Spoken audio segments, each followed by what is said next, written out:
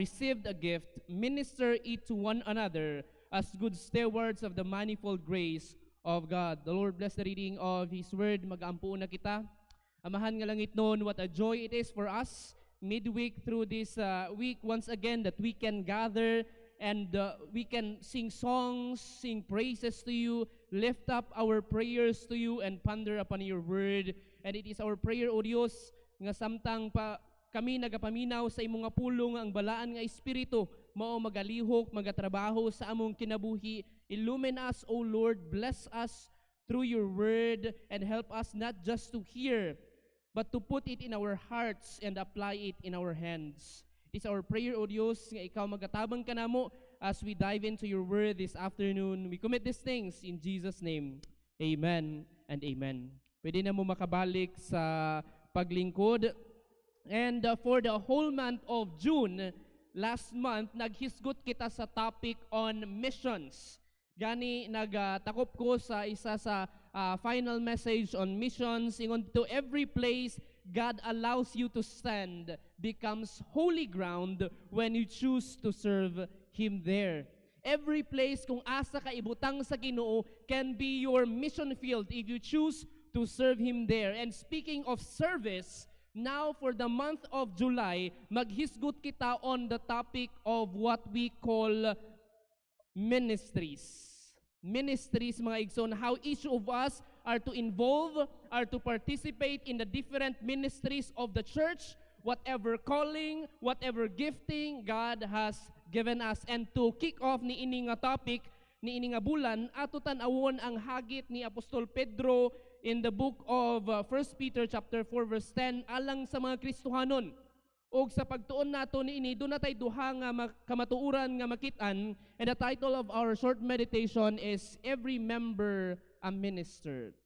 Every member a minister. And una nga makita nato dinhi mga igsoon is that God has given every believer a ministry gift or an ability or a spiritual gift if others would call it. Gani ingon dinhi sa ato ang passage, as each one has received a gift. Very clear mga kaigsuonan dinhi sa ato nga passage nga tanan nga anak sa Ginoo gitagaan niya og abilidad. Dunay nadawatan nga spiritual gift gikan sa Dios. Walay bisan isa ka nato nga nakadawat kang Jesus gisiliyuhan sa balaan nga espiritu nga wala gyud bisag isa nga abilidad nga nadawatan or gihatag ang Ginoo sa iyaha. No, kung naa ka dinhi karon, anak ka sa Ginoo, definitely, surely naa kay spiritual gift or ability nga magamit sa buluhaton sa Dios. Ang uban sa atoa probably na-discover na nato, while others of us probably are yet to discover it in the future.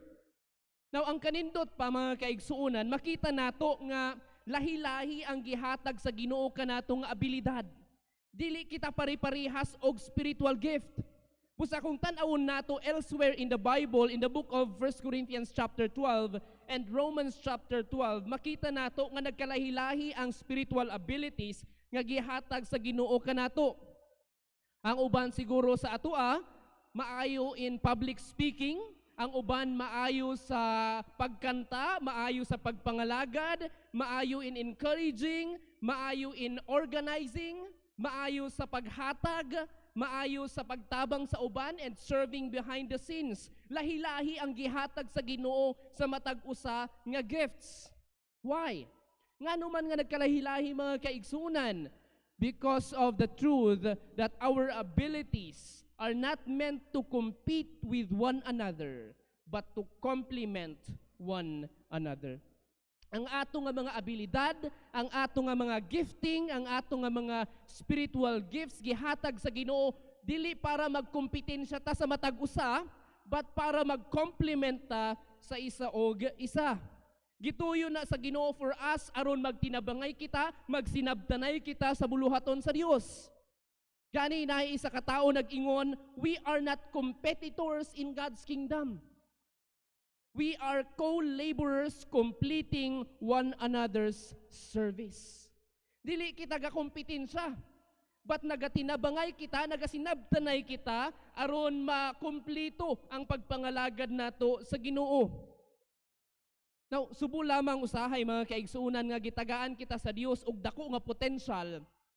Just think of our church here in Bethel Baptist Church with so many different and so many people of different and diverse abilities and spiritual gifts. But sadly, we are not maximizing it. By the grace of God, mga kaigsuunan, we have been blessed by a big church. In comparison sa uban, we are so blessed with many members, we are blessed with a good location, blessed with a strategic environment, blessed with different members of excellent and varied gifts. But sometimes, subo lamang mga igsuon that what hinders us in achieving much in the ministry is not that we don't have what it takes, but that we are not willing to do our best or too indifferent to get involved. Dako kaayo mga kaigsuunan ang potensyal sa ato ang simbahan. We could reach a lot of people. We could do a lot more ministries if we just get involved. But sadly, we are too indifferent at times. We just don't care and we are too tired or too lazy to do our best. It is God's desire, mga igsuon, nga magamit na ato ang abilities for the furtherance and the fruitfulness of His ministry din sa Bethel Baptist Church. That is why we need to recognize that each of us, you, as a member of this church, have ability, have gift that God has given you. And speaking of our abilities, mauna ang ikaduha nga kamatuoran nga makita nato dinhi mga igsuon sa ato ang passage that God desires for us to use our gifts to serve one another. Gani it says here sa atong passage, as each one has received a gift, minister it to one another. The word there, minister, gikan na siya sa original nga pagkahubad sa Greko, diakoneo, where we get our word deacon. Now, dili na nagapasabot nga gamiton nato ang ato nga mga abilidad aron mahimo kita nga deacon. No, this is not what it means, mga igsoon. It means gamiton nato ang mga abilidad nga gihatag sa Ginoo kanato aron alagaran nato siya pinaagi sa pag-alagad sa isa ug isa. We are to use whatever capabilities that God has given us and use them well for the good of others and the glory of God. Sama sa gina-illustrate ni Pastor Josler panalag sa mga igsuon, think of pananglit nagpalit ka og latest nga iPhone 17 Pro Max, brand new, fully paid with complete accessories. Pananglit nakapalit kag inana igsuon, and unya pag unboxing nimo, pag abri nimo sa box, gigamit ra nimo as calculator. Gigamit ra nimo as samin. Do you think it did justice to the expensive price of the phone? No, it has way more potential than just to be used as a simple calculator. And in the same way, gitagaan kita sa Ginoo og potential, mga kaigsuunan, gitagaan kita og abilities and gifts, dili lamang para kita mag-triple P.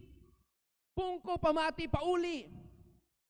No, God has given us potential, God has given us gifts to be more than that. Busa, let me borrow the title sa isa ka ministry sa mga young people din sa church, but dili lang sila ang nanginahanglan nani.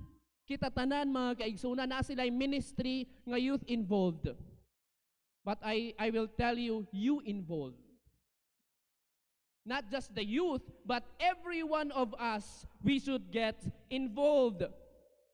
Magtinabangay kita sa buluhaton sa church, magdinasigay kita, pinaagi sa pag-involve nato sa nagkalahi-lahi nga ministry. Og labaw sa tanan, let us use the different gifts that we have for the same God. Because mga igsoon higala, yes, we may have different callings. Some of us are called to be pastors and deacons and such. We are called for different things and different purposes, but we have one Savior. We may be involved in different ministries, but we have one mission. Gani na sa katao nag-ingon, God's work advances best when His people serve side by side, each supplying what the other lacks. Hinaot pa nga mauna ang ato nga espiritu dinhi sa Bethel Baptist Church, mga kaigsuunan, that we complement each other. We strive to serve God through serving one another.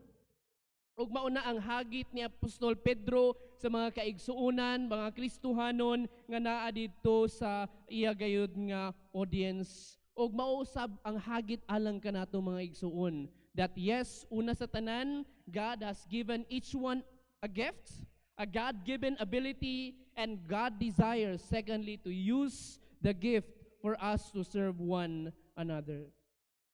No need mga igsuon nga mag-inibugay o magdinautay kita sa ministry involvement nato, sa mga accomplishment nato.